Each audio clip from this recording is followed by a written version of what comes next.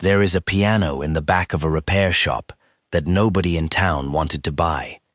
And in 11 days, a 7-year-old boy who had not spoken a single word in over a year would sit down at that piano, place both hands flat on the keys, and within 60 seconds, everything the experts had written in his file would turn out to be wrong.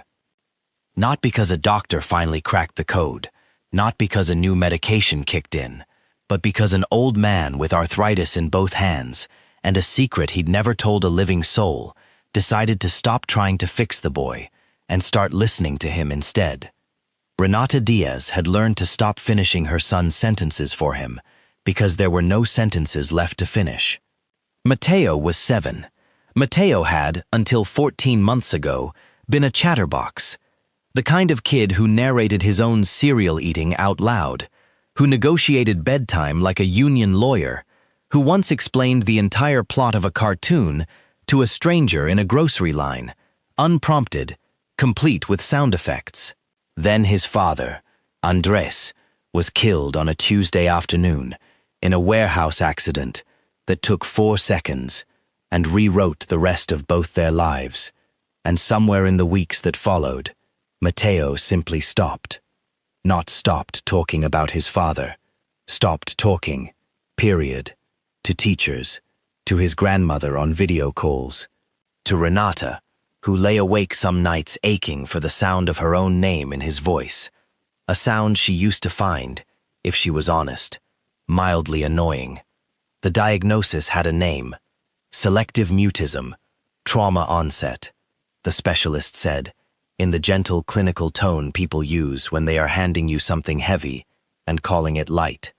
There was a treatment plan, there was a clinic, there was, above all, a schedule, because the insurance company required measurable verbal production milestones every 2 weeks to keep authorizing sessions, and measurable meant countable, and countable meant someone, somewhere, was going to ask Mateo to perform on command the very thing that Tara had taken from him.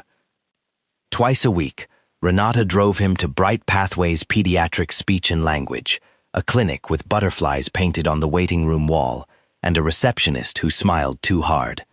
Twice a week, Mateo went in holding his mother's hand and came out gripping his own elbow instead, shoulders up around his ears, saying nothing on the ride home either. It was on one of those drives, the 10th or 11th, she'd lost count, that the car's check engine light finally made good on its threats, and Renata coasted into the gravel lot of the only place open on a Sunday within walking distance. Kessler's Repair and Music, a squat brick building with a faded sign and a window full of dusty instruments nobody had bought since the Clinton administration. Walter Kessler was 67 years old and had spent 44 of those years with his hands inside pianos, not playing them, tuning them, coaxing hammers and steel wire back into agreement with each other. He'd taken up small engine and appliance repair the way most retired specialists take up a second trade, not for the money, but because a shop with the lights off felt too much like a life with the lights off. He was under the hood of Renata's sedan, diagnosing a dead alternator belt, when he noticed something that had nothing to do with cars at all.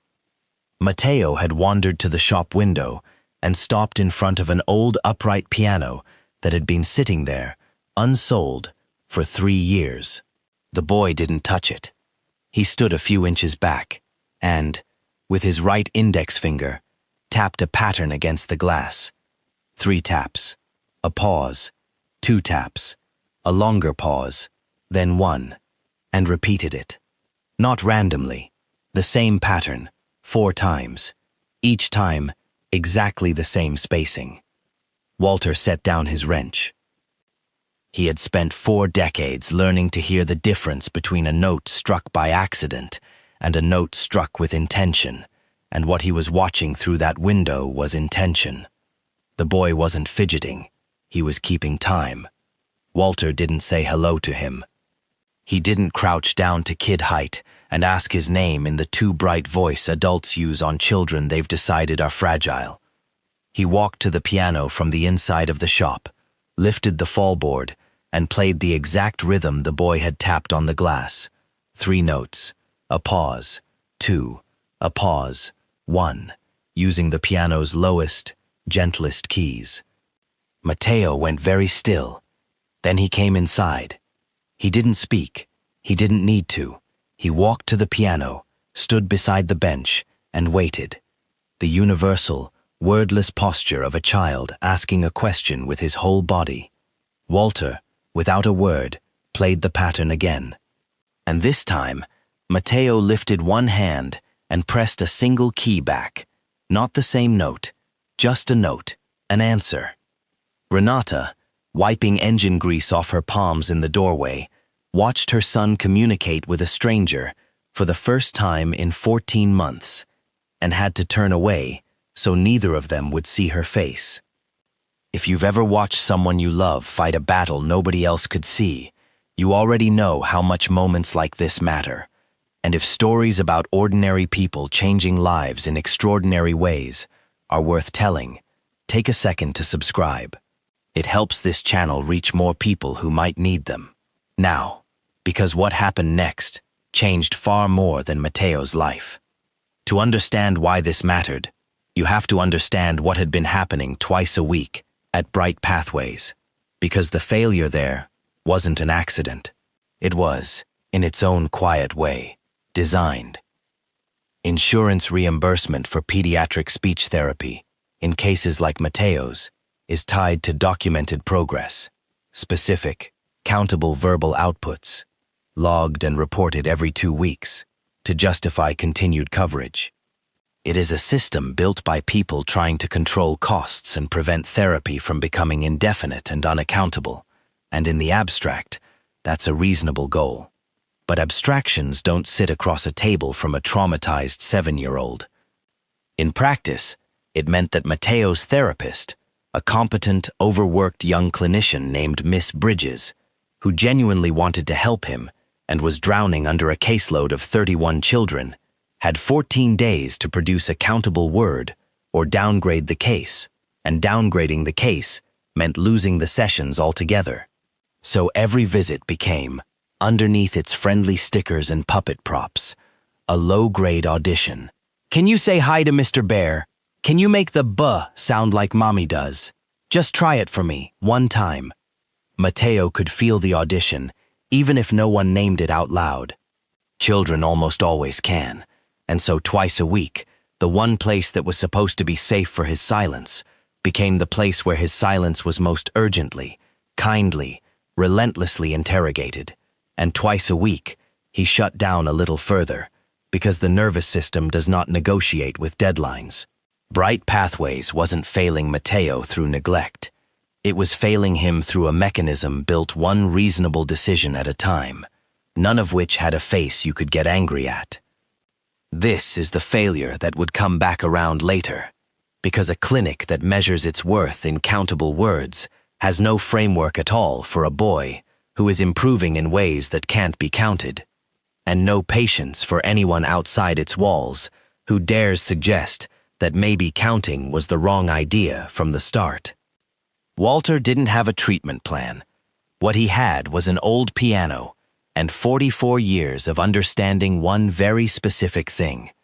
An instrument only makes an honest sound when nothing is fighting it. He told Renata, plainly, the first week, I'm not going to ask him to say anything. I'm not even going to ask him to play anything. If he wants to sit near it, he can sit near it. If he wants to touch it, he can touch it. If he wants to walk out the door and never come back, that's his to decide too. It sounded to Renata almost irresponsibly passive.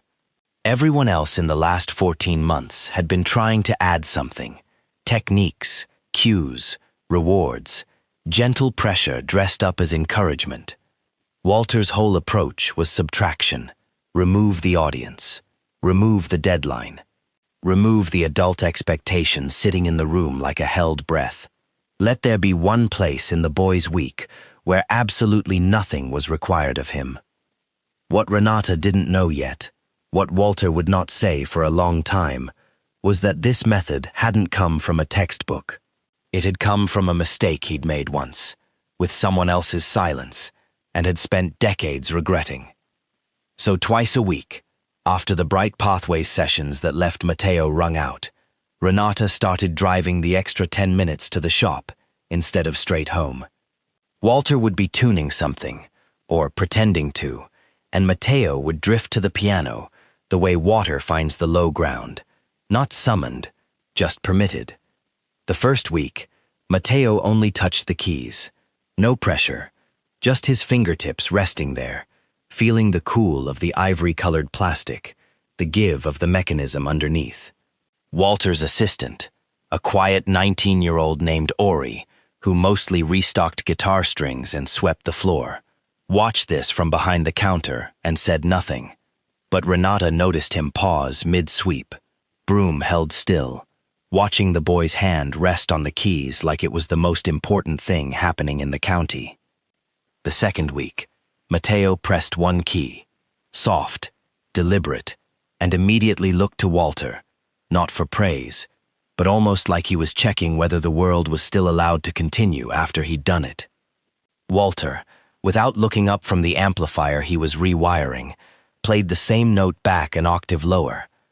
Ori, sweeping past, missed a whole section of floor because he'd stopped to watch, and Renata saw him bite down on a smile, like it wasn't his place to have one yet.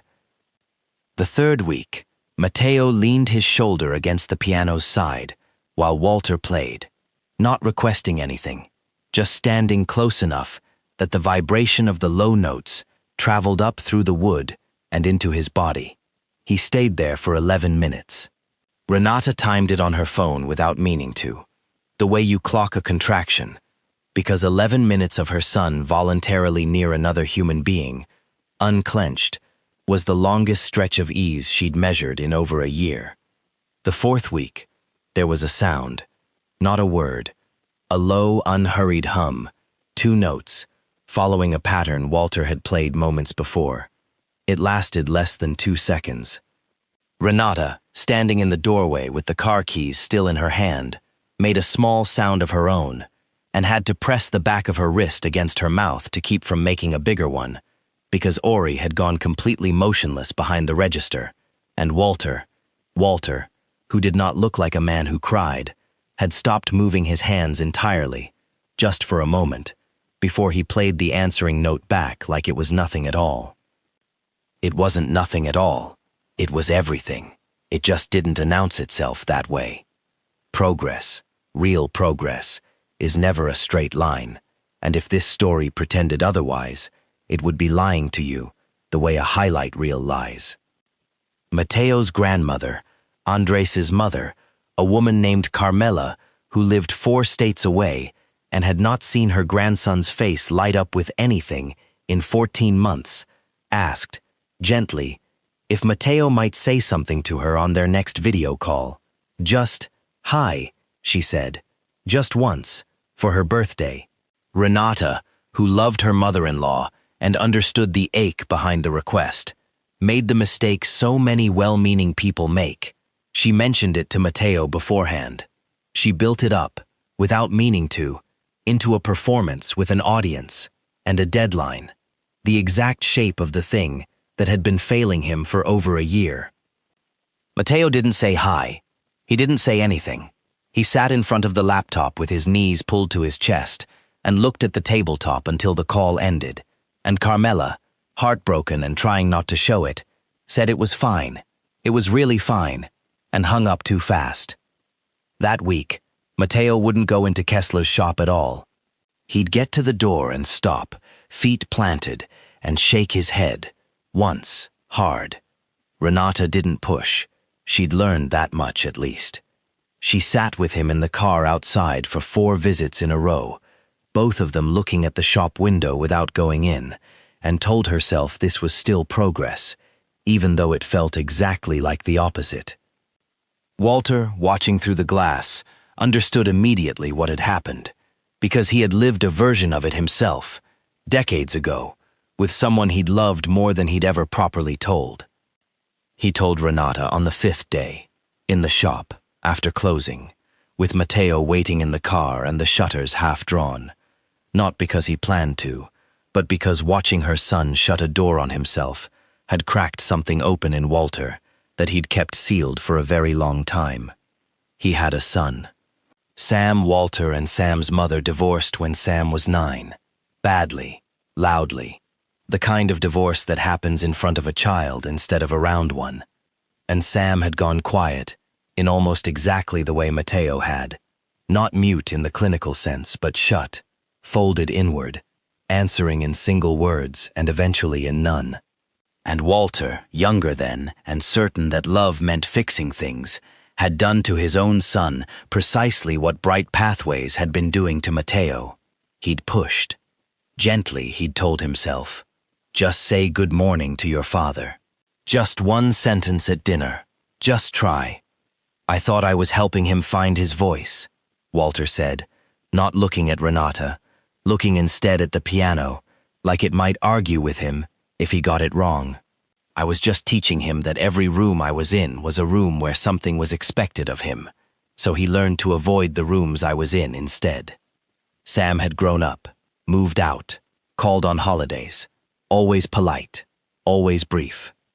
They were, Walter said, in the slow process of becoming actual father and son again, a process with real momentum, real plans, a fishing trip finally scheduled for that spring, when Sam died in a car accident on a wet road, 24 years old, with a dozen conversations still sitting between them, unsaid, that Walter had assumed they had time for.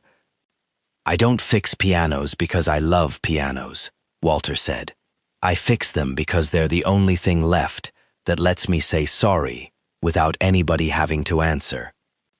He said all of this once, plainly, without softening it into a lesson, and then he picked his wrench back up, like the conversation was over, because for him, disclosures like that only happened once, in full, and never again in pieces. Renata didn't say anything for a while. Then she said, "He's in the car. Would it help him more if you told him some of that? Someday. Not now. Someday." "Maybe," Walter said, "when it's his to hear, not mine to unload." Matteo came back to the shop 9 days later, on his own initiative. He simply got out of the car before Renata had finished parking, which was, by itself, something new. He went straight to the piano. He didn't touch it right away.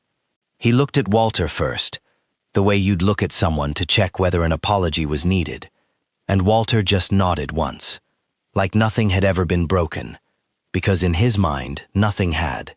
A child refusing a room isn't a failure, it's information, and Walter had simply waited for the information to change. Matteo sat down. He played 4 notes, the same pattern he'd tapped on the glass that very first day, all those weeks ago, the pattern that had started this whole thing. And then, unprompted, without anyone asking, without a clinic form waiting to log it, without an audience holding its breath, he said a word. "Dad," he said. Just that. Quiet, almost private, aimed more at the piano than at either adult in the room, like he was answering a question only he could hear. Then he pressed the 4 notes again, and said it once more, a little steadier the second time. Renata did not manage to hold herself together for this one. She didn't try to. Ori, behind the counter, had both hands pressed flat over his mouth. And Walter sat very still on the bench beside the boy, gave him exactly the space he needed, and said nothing at all, because for the first time in this entire process, silence was the correct response, and he knew it better than anyone alive. Word travels in small towns, and word had reached Dr. Patricia Yoon, the clinical director overseeing Matteo's case file, that her patient was making unsupervised, undocumented progress at an unlicensed repair shop with a man who held no credential in speech pathology whatsoever. She called it a concern for continuity of care. She called it, in the letter she eventually sent to Renata, a matter of clinical governance. What she meant, underneath the careful language, was that an outsider, with no license and no file, had produced in a piano shop what her clinic, with all its protocols and butterflies on the wall, had not produced in 14 months, and that this was, to the institution, a kind of threat, even if no one there would have used that word about it. The letter suggested that continuing unsupervised sessions with a non-credentialed individual could complicate Mateo's clinical record and potentially jeopardize continued coverage. It suggested, without quite saying so, that Renata's judgment in allowing this arrangement was itself something to be reviewed. Renata, reading it in the shop parking lot with her hands shaking, felt the old fear rear up, the fear of being seen as the mother who did it wrong, who trusted the wrong stranger, who let her broken child sit in a stranger's shop instead of a licensed clinic. She brought the letter inside and set it on the counter without a word. Walter read it twice. Then he called Dr. Yoon's office and asked, plainly, for a meeting. Not to fight, he said, just to talk. The meeting happened in a small conference room with a whiteboard and a box of tissues nobody needed yet. Dr. Yoon sat with a folder in front of her. Renata sat beside Walter, ready, braced, really, to defend him, to explain him, to do what she'd been doing for months, which was translate the world for someone who couldn't easily translate himself in rooms like this. Walter didn't need translating. "I'm not a speech therapist," he said, before anyone could frame the meeting for him. "I've never claimed to be one, and I'm not here to replace whatever your clinic does well. I fix instruments. That's the whole of my expertise, and I mean that literally. I know how to get out of an instrument's way so it can make its own sound again." Turns out that's not so different from a kid. Dr. Yoon started to speak about protocols, about documentation standards, about liability, the language of the system Walter had spent his whole life quietly working around. "I understand all that," Walter said. "I'm not asking you to change your protocol. I'm asking you to look at what actually happened to that boy in the last 6 weeks, and tell me, honestly, whether your protocol has room in it to even notice something that doesn't show up as a countable word on a 2-week form. Because he said one, unprompted, first time in over a year, and it happened in a room where nobody was keeping score. He didn't raise his voice. He didn't perform indignation. He said it the way he said most things, like a man setting a tuning fork down and waiting for the room to find its own pitch. There was a silence that Renata would later describe as the loudest silence of her life. Dr. Yoon, to her credit, did not double down. She closed the folder. She said she'd like to understand more about what he was doing, not to shut it down, but because, and this seemed to cost her something to admit, she genuinely didn't have a category for it. The letter, she said, would be withdrawn. The sessions could continue, alongside the clinic's work, rather than instead of it. And she would think, she said, about whether measurable and meaningful had quietly stopped meaning the same thing inside her building. It wasn't a total victory. It wasn't anything. But Walter had spoken for himself, plainly, once, and it had been enough. Weeks passed. Mateo's words came slowly, then less slowly. Not fireworks, just an accumulating handful of small, solid sentences, mostly at the piano, gradually leaking outward into the rest of his life, the way water finds new ground once the first channel's been cut. It was a girl named Priya, 8 years old, the daughter of one of Walter's regular customers, who said the thing neither Renata nor Walter had said to each other yet. She'd been in the shop, waiting for her mother's guitar to be restrung, watching Mateo and Walter at the piano, and Renata leaning in the doorway, the way she always did now, not anxious anymore, just present, the posture of someone who'd stopped bracing. "Are you and Mr. Walter getting married?" Priya asked Renata, with the total unself-consciousness only an 8-year-old can manage. "You're here all the time. My mom says you look like a family already."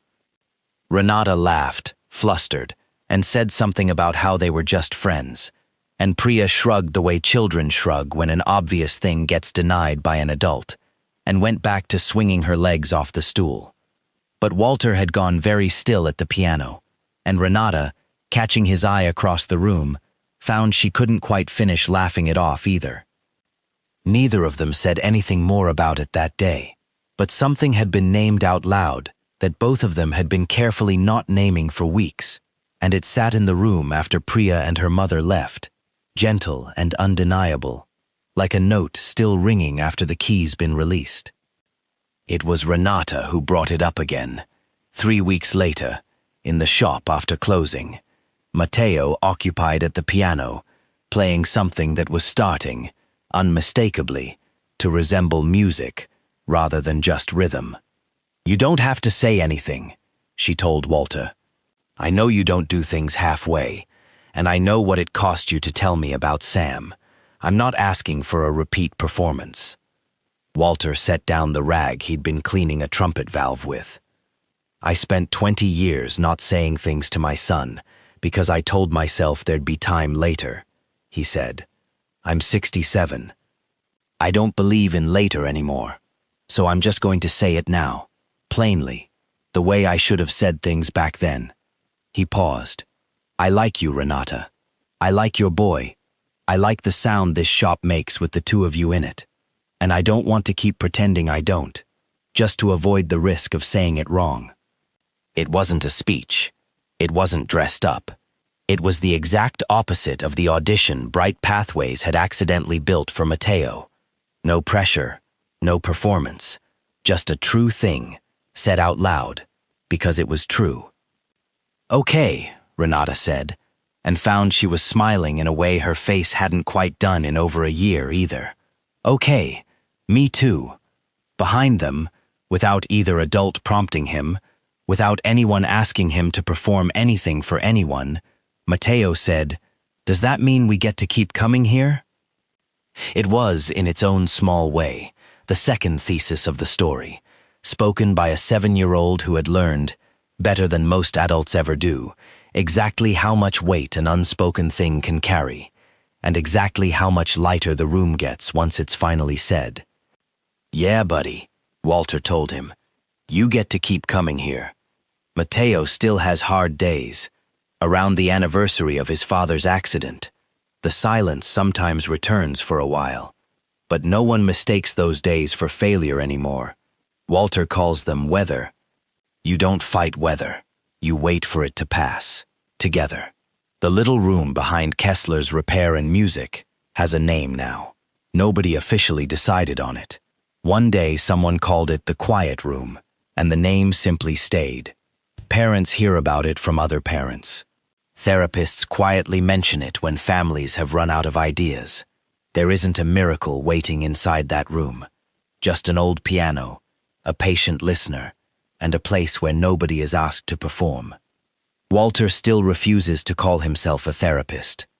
If anyone thanks him for changing children's lives, he smiles and says the same thing every time. "I don't fix people. I just try not to get in the way." Maybe that's why the room works, because the words were never locked away. They were waiting for someone to stop demanding them.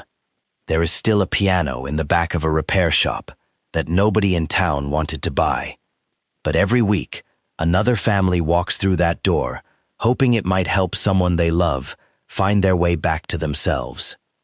And every now and then, when the shop has gone quiet and the shutters are half down, Walter hears a familiar 4-note rhythm drifting from the back room.